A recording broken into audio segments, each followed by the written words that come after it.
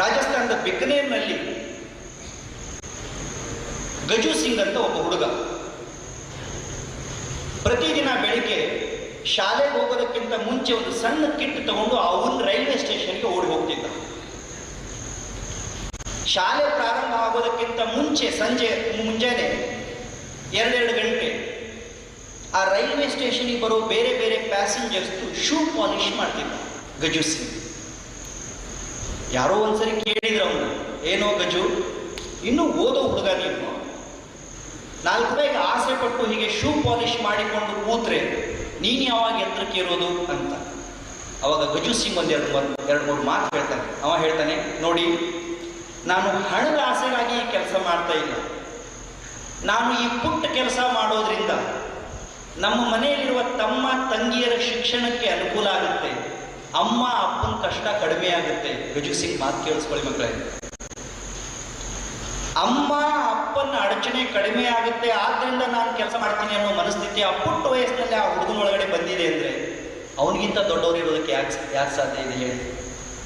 ಯಾರಿಗೆ ಹೆತ್ತವರ ಕಳಕಳಿ ಅರ್ಥ ಆಗುತ್ತೋ, ಹೆತ್ತವರ ಆಲೋಚನೆಗಳು ಅರ್ಥ ಆಗುತ್ತೋ, ಹೆತ್ತವರ ಕಷ್ಟ ಅರ್ಥ ಆಗುತ್ತೋ, ಅವರು ಹಾದಿ ತಪ್ಪೋದಕ್ಕೆ ಸಾಧ್ಯ ಇಲ್ಲ. ಬಹಳ ಜನ ತಮ್ಮ ಗುರಿ ಸೇರೋ ಪ್ರಯತ್ನದಲ್ಲಿ ವಿಮುಖ ಆಗೋದಕ್ಕಿರೋ 10 ಕಾರಣಗಳು ಇದು ಒಂದು. ನಮ್ಮ ಅಪ್ಪ ಅಮ್ಮ ನಮಗೋಸ್ಕರ ಎಷ್ಟು ಕನಸು ಕಾಣ್ತಿರ್ತಾರೆ ಅನ್ನೋದನ್ನೇ ನಾವು ಕಲ್ಪನೆಯಲ್ಲಿ ಇಟ್ಕೊಳ್ಳೋದು. 12 ದೇವರಿಗೆ ಹೆರಕೆ ಹೊತ್ತು ಜನ್ಮ ಕೊಟ್ಟ ತಾಯಿ, ಇಲ್ಲ ಸಲ್ಲದವ್ರ ಮುಂದೆ ಎಲ್ಲ ಕೈಕಟ್ಟಿ ನಿಂತು ತಲೆ ಬಗ್ಸಿ ನಿಲ್ಲೋ ತಂದೆ ನಮ್ಮ ಬಗ್ಗೆ ಎಷ್ಟು ಕನಸು ಇಟ್ಕೊಂಡಿರ್ತಾರೆ. ಇದೊಂದು ಸಣ್ಣ ಕನ್ಸರ್ನ್ ನಮ್ಮನ್ನ ಪಾಸಿಟಿವ್ ಆಗಿರೋದಕ್ಕೆ ಪ್ರೇರೇಪಣೆ ಮಾಡ್ತಾರೆ.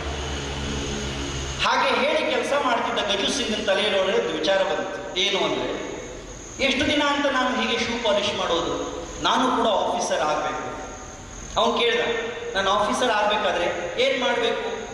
ಅದಕ್ಕೆ ಒಬ್ಬರು ಹೇಳಿದರು, ನೀನು ಆಫೀಸರ್ ಆಗಬೇಕಾದ್ರೆ ಚೆನ್ನಾಗಿ ಓದಬೇಕು, ಚೆನ್ನಾಗಿ ತಯಾರಿ ಮಾಡಬೇಕು ಮತ್ತು ಸ್ಪರ್ಧಾತ್ಮಕ ಪರೀಕ್ಷೆಯನ್ನು ಬರೆದು 100 ಜನರಿಗಿಂತ ಹೆಚ್ಚು ಉತ್ತಮವಾದ ಅಂಕಗಳನ್ನು ಗಳಿಸಬೇಕು. ಸರಿ, ಗಜು ಸಿಂಗ್ ಪರೀಕ್ಷೆಗೆ ಅರ್ಜಿ ಹಾಕಿದ, ಪರೀಕ್ಷೆ ಬರೆಯೋದಕ್ಕೆ ಪ್ರಾರಂಭ ಮಾಡಿದ. 25 ಸರಿ ಪರೀಕ್ಷೆ ಬರೆದು 1 ಸರಿನೂ ಆತ ಪಾಸ್ ಆಗಲೇ. ಅವನಿಗೆ ಅನಿಸ್ತು, ಇನ್ಮೇಲೆ ನನಗೆ ಗೆಲುವು ಅನ್ನೋದು ಸಾಧ್ಯ ಇಲ್ಲ, ಯಶಸ್ಸು ಅನ್ನೋದು ಸಿಗೋದೇ ಇಲ್ಲ, ನನ್ನ ಹಣೆಯಲ್ಲಿ ಅದು ಬರೋದಿಲ್ಲ, ದೇವ್ರು ನನ್ನ ಪರವಾಗಿಲ್ಲ, ಲಕ್ ಅನ್ನೋದು ನನ್ನ ಜೀವನದಲ್ಲಿಲ್ಲ, ಇನ್ಮೇಲೆ ನಾನು ಇದನ್ನು ಬಿಟ್ಬಿಡ್ಬೇಕು ಅಂತ ನಿರ್ಧಾರ ಮಾಡಿದ್ದ. ಅವನಿಗೆ ಒಬ್ಬರು ಗುರುಗಳಿದ್ರು, ಕುಮಾರ್ ಪಾರಸ್ ಅಂತ ಅವ್ರ ಹೆಸರು. ಅವ್ರು ಬಂದು ಅವನ ಹೆಗಲ ಮೇಲೆ ಕೈ ಹಾಕಿ ಹೇಳಿದರು, ಹುಚ್ಚ ಗಜು, ಎಲ್ಲಿವರೆಗೂ ಗೆಲುವು ನಮ್ಮ ಹತ್ರ ಬರೋದಿಲ್ಲ ಅಂದರೆ, ಎಲ್ಲಿವರೆಗೂ ಸೋಲನ್ನು ನಾವು ದಿಟ್ಟಿಸಿ ನೋಡೋದಿಲ್ವೋ ಅಲ್ಲಿವರೆಗೂ ಗೆಲುವು ನಮ್ಮ ಹತ್ರ ಬರೋದಿಲ್ಲ. ಸೋಲಿಗೆ ಅಂಜಿ ಬೆನ್ನು ಕೊಟ್ಟು ನಾವು ಓಡೋದಕ್ಕೆ ಪ್ರಾರಂಭ ಮಾಡಿದರೆ ಸೋಲು ನಮಗೆ ಮಣ್ಣು ಕೊಡುವವರೆಗೆ ಬಿಡೋದಿಲ್ಲ. ಸೋಲಿನ ಸಮ್ಮುಖದಲ್ಲಿ ಎದೆಗಾರಿಕೆಯನ್ನು ತೋರಿಸುವ ಛಲ ನಮ್ಮೊಳಗಡೆ ಇರಬೇಕು. ಗಜು 25 ಅಲ್ಲ 75 ಸಾರಿ ವಿಫಲ ಆದರೂ ಪ್ರಯತ್ನನ ಬಿಡಬೇಡ. Go attend yourself, I am there with you ಅಂತ ಕುಮಾರ್ ಪಾರಸ್ ಸರ್ ಹೇಳಿದರು. ಗಜು ಸಿಂಗ್ ಹೋಗ್ತಾನೆ, ಪರೀಕ್ಷೆ ಬರೀತಾನೆ, ಶ್ರದ್ಧೆಯಿಂದ ಪ್ರಯತ್ನ ಮಾಡ್ತಾನೆ, ಎಷ್ಟು ಸಾಧ್ಯ ಇದೆಯೋ ಅಷ್ಟು ಎಫರ್ಟ್ ಹಾಕ್ತಾನೆ. ಆಶ್ಚರ್ಯ ಏನು ಅಂದರೆ, ಆ ವರ್ಷದ ಪರೀಕ್ಷೆಯಲ್ಲಿ ಎಲ್ಲರಿಗಿಂತ ಹೆಚ್ಚು ಅಂಕ ಅವರಿಗೆ ಬಂದಿತ್ತು ಮತ್ತು ಅವನು ರೈಲ್ವೆ ಸ್ಟೇಷನ್ ಮಾಸ್ಟರ್ ಆಗಿ ಅಪಾಯಿಂಟ್ ಆದ.